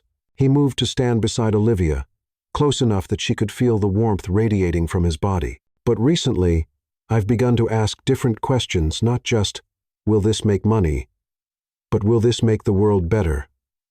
Not just, can we afford to do this, but can we afford not to do this?" Victor's expression was growing darker by the second. "Those are dangerous questions for a CEO to be asking." "Are they?" Ethan's voice was getting stronger, more confident. "Because the answers to those questions led me to turn down the Meridian acquisition, which you all saw as a sign of weakness. But what you didn't see was the alternative deal I negotiated." He moved to his briefcase and pulled out a thick folder. 3 days after turning down Meridian, I closed a partnership with Yamamoto Industries that will give us access to the same Asian markets without requiring any layoffs. In fact, It will create approximately 1,500 new jobs across 3 countries. Olivia watched as Ethan distributed copies of what appeared to be a complex legal document to the board members, who began scanning it with growing interest. The partnership also includes a commitment to sustainable building practices, which will position Wolf Industries as a leader in green construction technology. Ethan continued. Our projections show that this approach will increase our market share by 38% over the next 5 years, compared to the 18% we would have gained from the Meridian acquisition. The older woman looked up from her copy of the document. These numbers are impressive. They're more than impressive, Ethan said. They're revolutionary, and they're possible because I've learned to think beyond the next quarter, beyond the next fiscal year. I've learned to think like someone who's building a legacy, not just accumulating wealth. He looked around the table, meeting each board member's eyes in turn. You think my relationship with Olivia has made me weak, but the truth is, it's made me stronger. It's reminded me why I wanted to succeed in the first place. Victor was studying the document with obvious frustration. These projections are based on assumptions that may not hold true in 5 years. All projections are based on assumptions, Ethan replied calmly. The difference is that mine are based on the assumption that people want to work for companies that treat them well, buy from companies that share their values, and invest in companies that are building a better future. And you think your assumptions are better than ours? Ethan smiled, and Olivia felt her heart skip a beat. I think my assumptions are based on understanding what drives human behavior, not just what drives profit margins. He moved back to stand beside Olivia, his hand brushing against hers in a gesture that might have looked casual, but sent electricity shooting up her arm. Olivia has taught me that success isn't just about what you build. It's about why you build it. It's about understanding that every decision you make affects real people with real lives and real dreams. Olivia felt tears prick her eyes, overwhelmed by the sincerity in his voice. That's a lovely philosophy, Victor said icily. But this is a business, not a charity. Who says it can't be both? Olivia found herself speaking before she'd consciously decided to. Who says you can't make money and make the world better at the same time? She looked around the table, feeling a surge of confidence that surprised her. You're all so afraid that caring about people will make you weak. But you're missing the biggest opportunity in business history. Consumers are demanding more from the companies they support. They want to buy from businesses that share their values, work for employers who treat them well, invest in companies that are making a positive impact. Miss Harper, Victor began, but Olivia held up her hand. I'm not finished. You think Ethan is compromised because he's in love with me. But what if I told you that his relationship with me has actually made him a better businessman? She gestured toward the document Ethan had distributed. That deal with Yamamoto Industries, it happened because Ethan understood something his competitors didn't. He understood that the Japanese value long-term relationships over short-term profits, that they respect companies that prioritize employee welfare and environmental responsibility. Olivia was flying by the seat of her pants now, but the board members were listening intently. Ethan was able to negotiate that deal because he approached it like someone who was thinking about building a life, not just closing a transaction. Because he understood that the best partnerships are built on shared values, not just shared interests. She took a breath and played her final card. You're afraid that love has made him soft, but I think it's made him smart enough to understand that the future belongs to companies that can balance profit with purpose, smart enough to build something that will last. The room was quiet for a long moment. Olivia could hear the sound of traffic far below, the hum of the building's ventilation system, her own pulse pounding in her ears.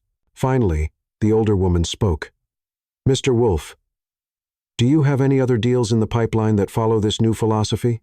Ethan smiled.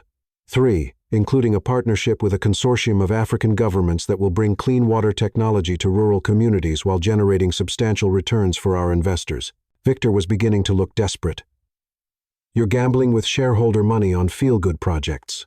I'm investing shareholder money in the future, Ethan corrected, in projects that will generate both financial returns and social impact, in companies that will be stronger, not weaker, because they understand their responsibility to all their stakeholders. Olivia watched as the board members exchanged glances, could see the mood in the room shifting. What had started as a hostile intervention was beginning to feel like a strategy session. There's one more thing, Ethan said, his voice growing softer. Olivia asked me what my priorities were, and I told her they had shifted. But I didn't tell her the most important way they've changed. He turned to look at her directly, and Olivia felt her breath catch at the intensity in his storm-gray eyes. 6 months ago, I measured my success by how much I could accumulate, how many companies I could acquire, how many competitors I could defeat, how much wealth I could amass. His hand found hers, fingers intertwining in a gesture that was gentle, but unmistakably possessive. Now I measure my success by how much I can create, how many jobs I can preserve, how many communities I can strengthen, how many lives I can improve, and how worthy I can make myself of the woman who taught me the difference. Olivia felt tears spill down her cheeks as the full impact of his words hit her. This wasn't just a performance for the board. This was Ethan, the real Ethan, standing in front of his peers and declaring that love had changed him for the better. Victor made one last desperate attempt to regain control. This is all very touching, but sentiment doesn't pay dividends. Doesn't it? The older woman interrupted, looking directly at Victor.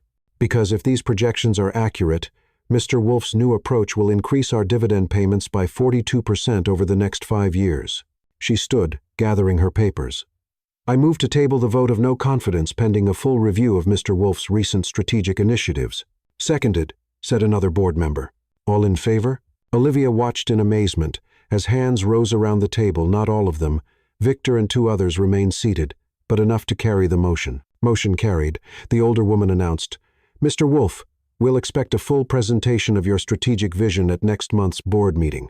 As the board members filed out, many of them nodding respectfully to Ethan and offering polite greetings to Olivia, Victor lingered behind. His expression was cold and calculating as he approached them. This isn't over, he said quietly.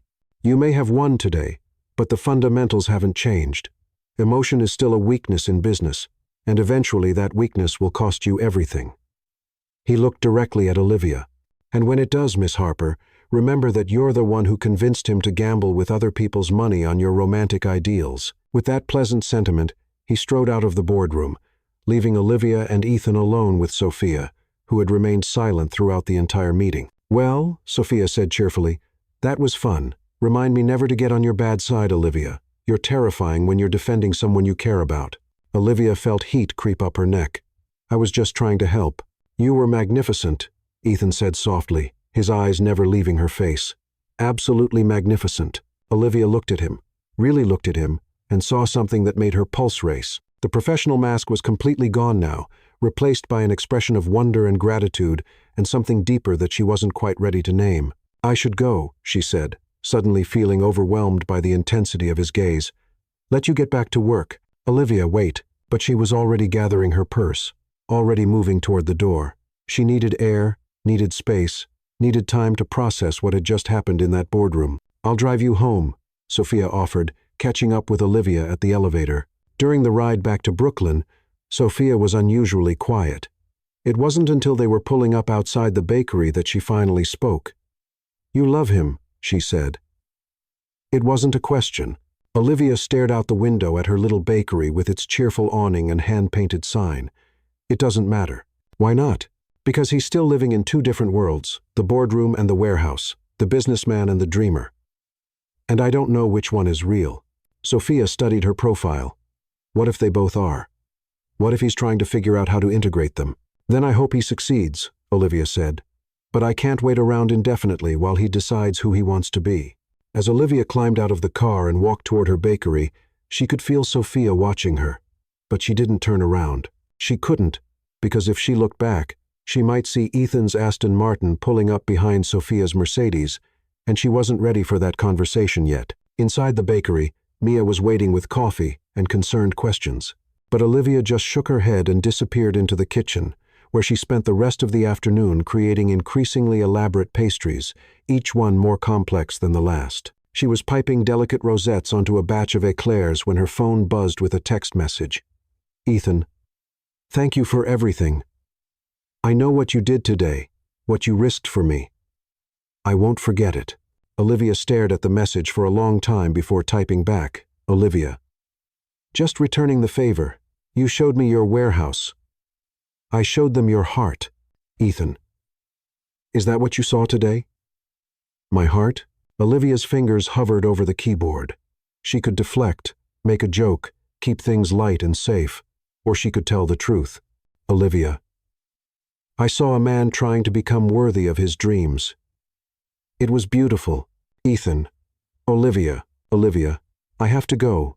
Eclairs to finish. She turned off her phone before he could respond, but she couldn't turn off the memory of the way he'd looked at her in that boardroom, like she was brave and brilliant and worth fighting for, like she was someone he could love. The thought was both thrilling and terrifying, because Olivia was beginning to realize that somewhere between the first kiss and the secret warehouse and the corporate battlefield, she'd fallen completely, irrevocably in love with Ethan Wolfe, both versions of him. And that was either going to be the best thing that ever happened to her, or it was going to destroy her completely. 3 months. That's how long Olivia had left on their 6-month arrangement. And she was counting down the days like a prisoner awaiting execution, not because she didn't want to be with Ethan. Quite the opposite, actually. The problem was that somewhere between defending him in that boardroom and watching him integrate his dreams with his reality, she'd fallen so completely in love with him that the thought of walking away felt like emotional suicide. But that was exactly what she was planning to do, because despite everything that had happened, the warehouse revelations, the corporate battles, the increasingly intimate text conversations that stretched late into the night, Ethan had never once said he loved her. He talked about gratitude, about partnership, about how she'd changed his perspective on business and life. But love, that word had never crossed his lips, and Olivia was too proud, too stubborn, and too scared to be the first one to say it. "You're being an idiot," Mia announced, watching Olivia aggressively frost a wedding cake with enough force to crack the decorative fondant. "A complete and total idiot." "Thank you for that helpful observation," Olivia muttered, attempting to repair the damage to the sugar roses adorning the cake's second tier. "Care to elaborate? The man is obviously crazy about you. He's restructured his entire business philosophy around principles you taught him. He sends you good morning texts with architectural facts because he knows you find that stuff interesting. He had his driver deliver soup to your apartment when you had that cold last week. What more do you need? A skywriting declaration?" Olivia paused in her frosting repairs. "I need him to choose me, not because of some arrangement our families made. Not because I've helped him become a better businessman. Not because I'm convenient or useful or good for his image. I need him to choose me because he can't imagine his life without me. And you don't think he already has? I think he's grateful. I think he enjoys my company. I think he likes the way I challenge him." Olivia set down her piping bag and turned to face her best friend. "But I don't think he loves me not the way I love him." Mia was quiet for a moment, studying Olivia's face with the intensity of someone trying to solve a particularly complex puzzle. "Have you told him how you feel?" "Of course not." "Why not?" "Because—" Olivia struggled to find words that didn't make her sound like a complete coward. "Because if he doesn't feel the same way, then the next 3 months will be torture. And if he does feel the same way, then I get everything I've ever wanted. Then I have to figure out how to live in his world without losing myself in it." Olivia moved to the bakery's front window, looking out at the familiar Brooklyn street that had been her whole world until a certain billionaire walked into her life and turned everything upside down. "Mia, you should see the way people look at me when I'm with him, like I'm some kind of curiosity. Some small-town girl who got lucky enough to catch a rich man's attention. Who cares what they think? I do. Because what if they're right? What if I'm just a novelty to him, something different and refreshing until the newness wears off?" Mia came to stand beside her at the window. "Olivia, I've watched you together. The way he looks at you isn't the way someone looks at a novelty. It's the way someone looks at a miracle." Before Olivia could respond to that particular observation, her phone buzzed with yet another message from Ethan. They'd been texting back and forth all morning, a conversation that had started with him asking about her day and evolved into a lengthy discussion about sustainable architecture and its impact on community development. "Ethan, did you know that buildings designed with natural light and green spaces can reduce stress hormones by up to 23%? There's a medical center in Copenhagen that actually prescribes time in their rooftop garden as part of patient treatment." "Olivia, that's amazing. Are you thinking of incorporating something like that into your community center designs?" "Ethan, actually, I'm thinking of incorporating it into something bigger. Are you free tonight? I want to show you something." Olivia stared at the message, her heart doing that familiar flutter and dive routine that had become embarrassingly common over the past few months. Another secret project, another glimpse into the dreams he kept locked away from his corporate world. "Olivia, what kind of something, Ethan? The kind that might change everything." Olivia's pulse spiked. Change everything? How? And did she want everything to change, or was she finally comfortable with the strange limbo they'd been living in? Olivia. Pick me up at Dapin. Ethan. I'll be there. Let me guess, Mia said, reading over Olivia's shoulder with the shamelessness of a best friend who'd long ago abandoned any pretense of respecting privacy. Another mysterious Ethan adventure. Apparently. Are you going to go? Olivia looked at her phone, then at Mia, then back at her phone. I don't know. Maybe I should start putting some distance between us, make the eventual separation easier. Or, Mia said, snatching the phone out of Olivia's hands, you could stop being a coward and see what he wants to show you. Hey, give that back. Not until you promise to go tonight and to actually talk to him about how you feel. Mia held the phone out of reach with the determination of someone who'd clearly given this considerable thought. You wouldn't dare. Try me. After a brief wrestling match that resulted in both of them covered in powdered sugar and Olivia's phone safely back in her possession, Olivia found herself promising to at least consider having an honest conversation with Ethan about their relationship. The rest of the day passed in a blur of nervous energy and overthinking. Olivia changed outfits 3 times, settled on jeans and a soft cashmere sweater that made her feel confident without looking like she was trying too hard, then immediately second-guessed the choice and changed into a dress, then back to the jeans. At exactly 8, Ethan's now familiar Aston Martin pulled up outside the bakery. But when Olivia looked out the window, she was surprised to see that he was driving himself tonight. No chauffeur, no entourage, just Ethan in dark jeans and a leather jacket that made him look less like a corporate titan and more like a very expensive rebel. You look beautiful, he said when she opened the car door, his storm-gray eyes taking in her carefully chosen outfit with obvious appreciation. You look...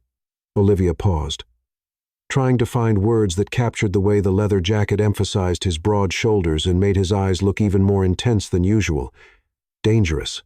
Ethan's laugh was warm and genuinely amused. Good dangerous or bad dangerous? Jury's still out. As they drove through Brooklyn and into Manhattan, Olivia found herself studying Ethan's profile in the soft glow of the dashboard lights. There was something different about him tonight, an energy, an excitement that she hadn't seen since the day he'd shown her his warehouse full of architectural dreams. Where are we going? She asked as they passed through Midtown and continued north. You'll see. That's not an answer. It's the only answer you're getting. Ethan glanced at her, his smile mysterious. Trust me. The question was simple, but Olivia heard the deeper meaning underneath it. Trust him with tonight's surprise. Yes.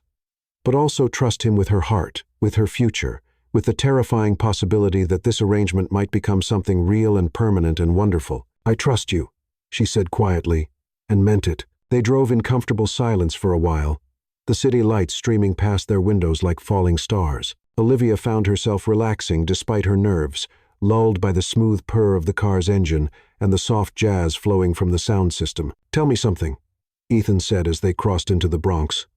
What did you think of me that first night when you saw me at the gala? Olivia considered lying, giving him some diplomatic answer that wouldn't reveal how completely he'd affected her from the very first moment.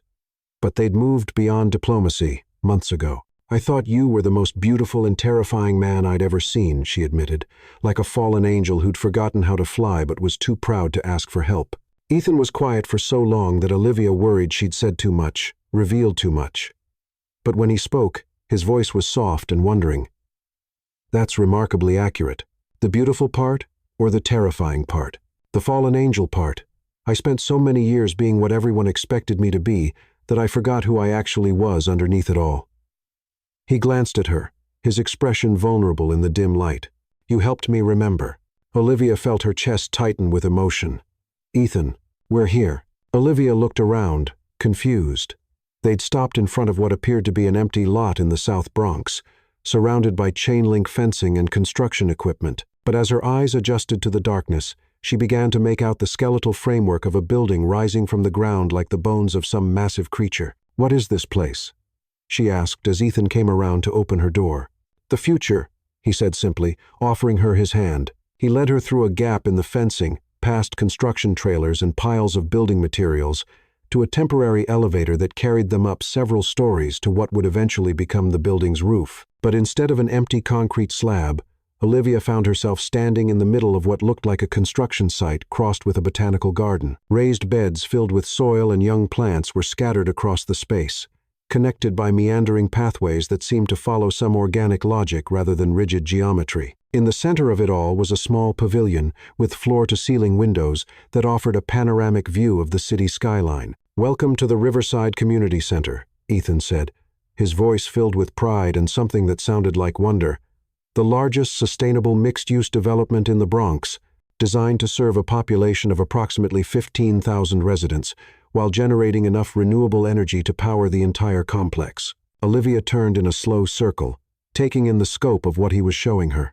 Even in its unfinished state, she could see the vision, a building that would be both beautiful and functional, a place where families could live and work and gather, where children could play, and seniors could garden, and teenagers could fall in love. "You built this," she whispered. "We built this." Ethan moved to stand beside her, his shoulder brushing against hers. "Every conversation we had about community development, every argument about balancing profit with purpose, every story you told me about your grandmother's belief in alchemy, it all went into this design." Olivia felt tears prick at her eyes as she realized what he was saying. "This is what you've been working on all those late nights, all those mysterious business calls. This is what I've been working toward my entire life. I just didn't know it until I met you." He led her to the pavilion, where Olivia was surprised to find a table set for two, complete with candles, fine china, and what appeared to be a full dinner service waiting under silver domes. "How did you?" "I have people," Ethan said with a slight smile. "Very discreet people who are excellent at setting up romantic dinners in unusual locations." As they sat down to what turned out to be an incredible meal, apparently one of Manhattan's finest restaurants had catered this rooftop dinner, Olivia found herself overwhelmed by the thoughtfulness of it all. The food was perfect, the wine was exquisite, and the view of the city lights reflected in the river below was absolutely magical. But it was the conversation that really took her breath away. Ethan told her about the community center's design philosophy, about the low-income housing units that would be integrated seamlessly with market-rate apartments, about the job training programs and childcare facilities and senior services that would be housed within the building. He talked about sustainable building materials and renewable energy systems, and the rooftop garden where residents could grow their own food. "The waiting list is already over 2,000 families," he said, his eyes bright with excitement. "We're not just building apartments, Olivia.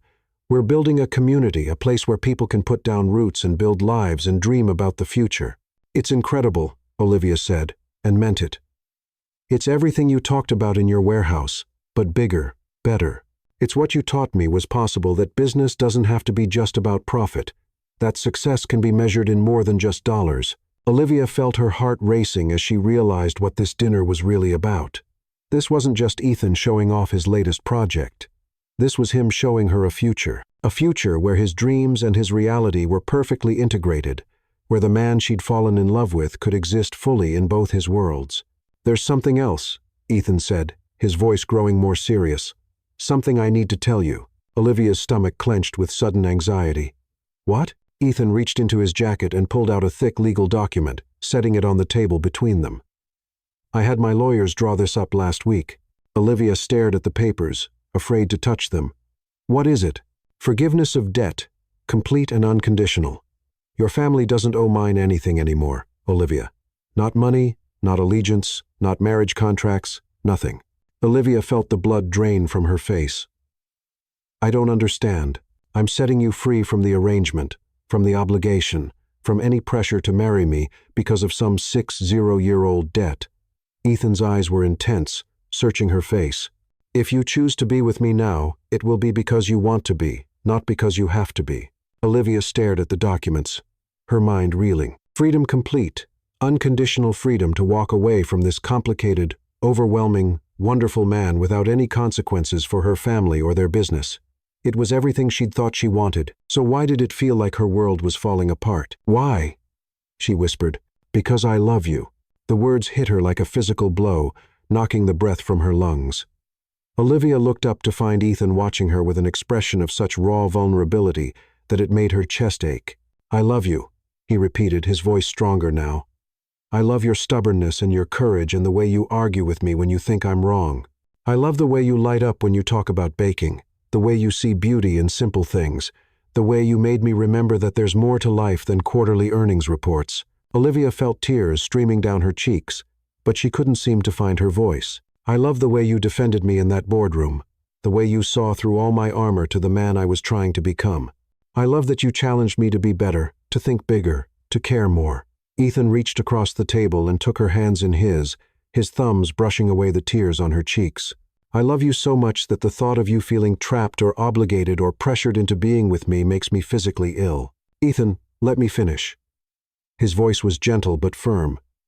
I know this isn't what either of us planned. I know it started as a business arrangement, a way to settle old debts and family obligations, but somewhere along the way, it became real for me. You became real for me. Olivia was crying openly now, overwhelmed by the sincerity in his voice, the love shining in his storm-gray eyes. I want to marry you, Olivia, not because our families arranged it, not because it makes good business sense, not because you've helped me become a better person, though you have. I want to marry you because I can't imagine my life without you in it. Because you've become the center of my world, the reason I get up in the morning, the future I want to build. He squeezed her hands gently. But I need to know that you want it too, that you're choosing me, not just accepting an inevitable outcome. Olivia stared at him through her tears. This complicated, brilliant, beautiful man who'd turned her carefully ordered life upside down and somehow made it infinitely better in the process. She thought about the secret warehouse full of dreams, about the community center rising from the South Bronx soil, about the way he'd restructured his entire business philosophy around principles she'd taught him. She thought about architectural facts in her morning texts, about soup delivered when she was sick, about the way he looked at her like she was the most magnificent thing he'd ever seen. She thought about falling asleep to the sound of his voice during their late-night phone calls, about the way her heart raced every time she saw his name on her phone, about the complete and terrifying certainty that she was more herself with him than she'd ever been with anyone else. Olivia. Ethan's voice was uncertain now, worried by her silence. Say something. Please. Olivia wiped her eyes with the back of her hand and took a shaky breath. You're an idiot. Ethan blinked. I'm sorry. You're a complete and total idiot if you think I need to be set free to choose you. Olivia stood up, moving around the table to stand directly in front of him. I chose you the night I kissed you at that gala. I chose you when I defended you in that boardroom. I chose you every single day for the past 3 months when I could have walked away but didn't. She reached out and cupped his face in her hands, marveling at the way his eyes darkened with hope and desire. I love you too, you impossible man. I love your brilliant mind and your secret dreams and the way you've learned to integrate your two worlds.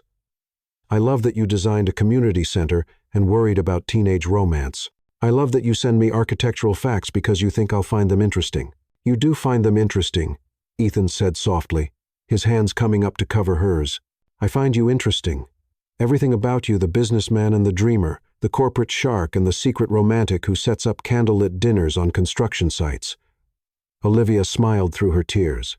I love all of you, Ethan Wolfe. Every complicated, overwhelming, wonderful piece of you. Ethan's smile was like sunrise, transforming his entire face. Does that mean you'll marry me for real this time?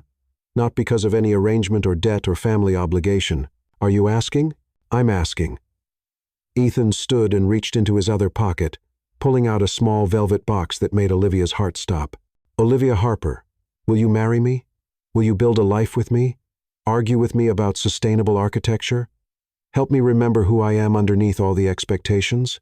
He opened the box to reveal a ring that was so perfectly Olivia that it took her breath away, not a massive diamond that screamed wealth and status, but a gorgeous vintage sapphire surrounded by delicate diamonds that caught the candlelight like captured stars. It's beautiful, Olivia whispered. It was my great-grandmother's. She was an artist, a painter who scandalized her family by marrying a poor immigrant instead of the wealthy banker they'd chosen for her. Ethan smiled. Sophia always said she was the original rebel in our family. I thought you might like to carry on the tradition.